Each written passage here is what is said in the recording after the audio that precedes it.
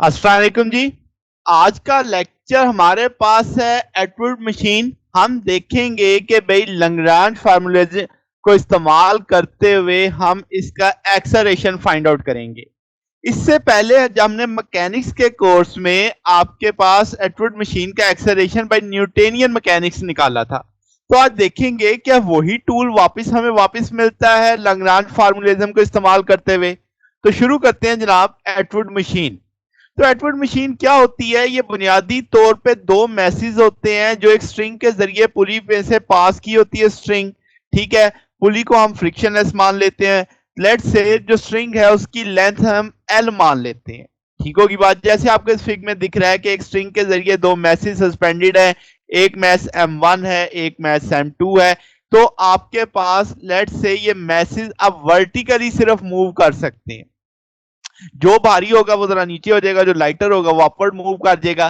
तो इसका मतलब सिर्फ 1 डिग्री ऑफ फ्रीडम है इनके पास, यानी कि वर्टिकल एक्सिस के अलोंग सिर्फ मूव करने की फ्रीडम है।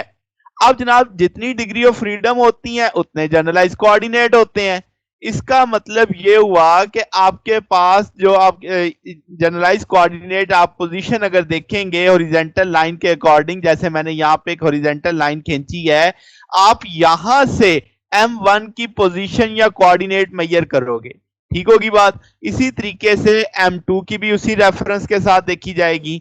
तो आपके पास ये जो कंस्ट्रेंट है M2 की, यानी जो पोजीशन है, वो हम मालूम कर सकते हैं कंस्ट्रेंट के लेंथ ऑफ स्ट्रिंग जो मैसेज के बीच में है उस पर कितना लग रहा है। ठीक होगी बात?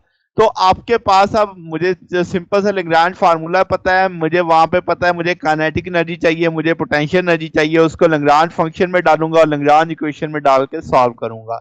मुद्दा मुझे सीधा सा पता है। तो काइनेटिक एनर्जी की बात करूं तो दो मैसेज मेरे पास हैं, एक M1 है, एक M2 है। तो हम जानते हैं भाई 1/2 M1 x dot square plus 1/2 M2 x dot square. x dot हम जानते हैं वेलोसिटी को रिप्रेजेंट कर रहा है। अब हम इसमें से 1/2 M1 M2 अगर देखें तो x डॉट दोनों के साथ है, तो आप दोनों में से x डॉट कॉमन ले लो, 1/2 कॉमन ले लो। अब जो पोटेंशियल एनर्जी है वो इस हॉरिजॉन्टल लाइन के रेफरेंस से मैं मेजर करूंगा। इससे नीचे वो नेगेटिव होगी, इससे ऊपर वो पॉजिटिव होगी। इसका मतलब दोनों ही नीचे हैं तो दोनों की वैल्यू नेगेटिव में आएगी।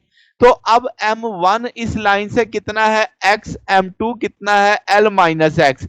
तो दोनों की पोटेंशियल एनर्जी क्या लिखूंगा? एक में आ जाएगा माइनस M1 GX क्योंकि x के लिहाज से है, एक में आ जाएगा minus M2 GL minus x. दोनों माइनस में क्यों ली? क्योंकि ये मेरे रेफरेंस पॉइंट से बिलो थी। ठीक होगी बात? तो अब अबव होती तो वो पॉजिटिव कंसीडर हो जाती। तो अब जनाब यहाँ पे अब आपने इसे ओपन करके लिख दिया, माइनस Mg2 जो है वो L के साथ भी जरब करेगा, माइनस Mg2 माइनस एक्स के साथ भी जरब खाएगा तो वो पॉजिटिव में आ जाएगा।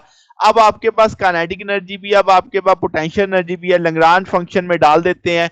काइनेटिक माइनस पोटेंशियल, दोनों वैल्यूज प्लेस कर दी, नेगेटिव को ओपन करेंगे तो साइन चेंज हो जाएंगे, तो वो मैंने साइन चेंज करके इक्वेशन नंबर 1 बना दी। अब लैग्रांज फंक्शन मुझे मालूम है, लैग्रांज इक्वेशन अगर मैं देखूं तो वो मैं जनरलाइज कोऑर्डिनेट के लिए ये लिखी हुई है। अब जनरलाइज कोऑर्डिनेट को मैं एक्स के अकॉर्डिंग ले रहा हूं सिर्फ। तो अब आप कह सकते हो भाई partial l over partial x dot मुझे चाहिए, partial l over partial x चाहिए फिल वक्त।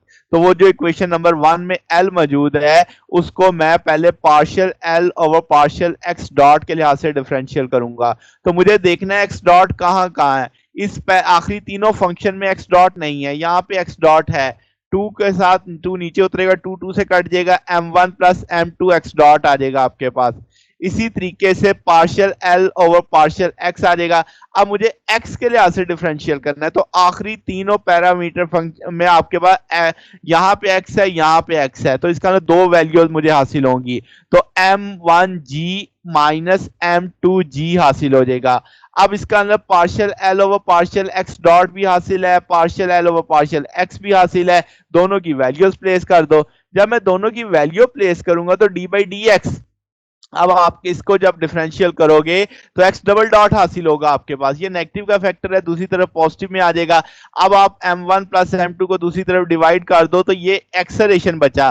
तो आपके पास यही वो टूल था जो एग्जैक्ट हमने न्यूटोनियन मैकेनिक्स में हासिल किया था।